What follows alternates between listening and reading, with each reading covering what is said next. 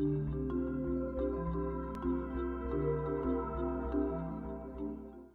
name is Wolfgang Rauch. I'm a professor of urban water management at the University Innsbruck in Austria. Sustainable water management is one of the issues is that we are lacking in Europe resources. We have, at least in the northern part of Europe, we have enough water, but we are lacking at least energy resources to a big style and some other resources. So if we talk about sustainable solutions in water, we're talking about solutions which use less resources.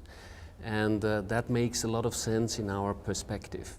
Our technical solutions are working, they are nice, they are working very redundant, so we can do a lot of them with those, but they are resource intensive. So if we can reduce that, that's a very good issue here. And we have a second issue, and the second issue is if we want to export from Europe our technology into other countries, we cannot export our high technology solutions for low developing and countries on the verge to become industrial countries. That's simply not working there. So we need to have solutions which are working also under other conditions, as I said, sustainable solutions. The urban system is very dynamic, and I think that's one of the challenges which we have not been discussing up to now, that the whole urban environment is on the one hand, as I said, dynamic, and on the other hand it's a very complex system with a lot of stakeholders and drivers.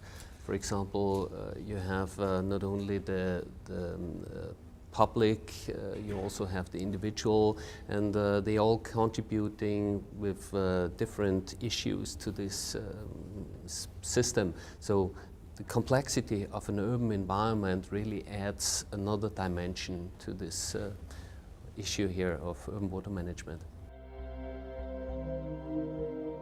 At some point we have only the opportunity to wait for one of these disasters or other big impacts where a politician can actually score by engaging on these environmental problems.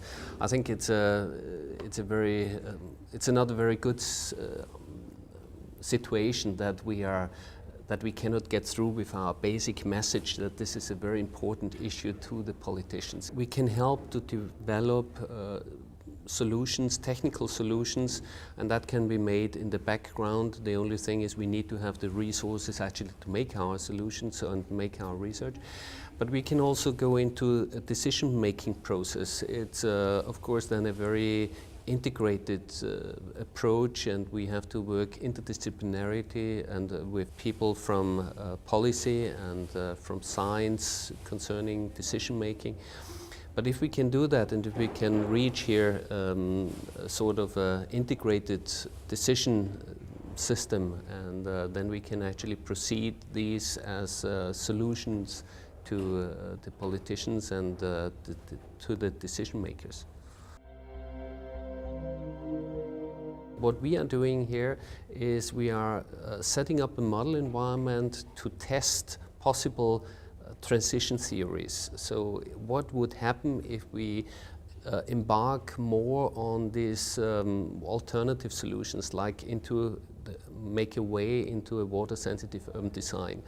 And I think this is a very important issue to give politicians sort of a playground to test hypotheses if a decision would actually work in the long run. It's not a short-term thing. It's we are working on decades, but we are proceeding here for the decision makers to give them a sort of a better understanding what they are aiming at. We should be able to deliver solutions which can make a living environment for the population, which now just passed 7 billion actually.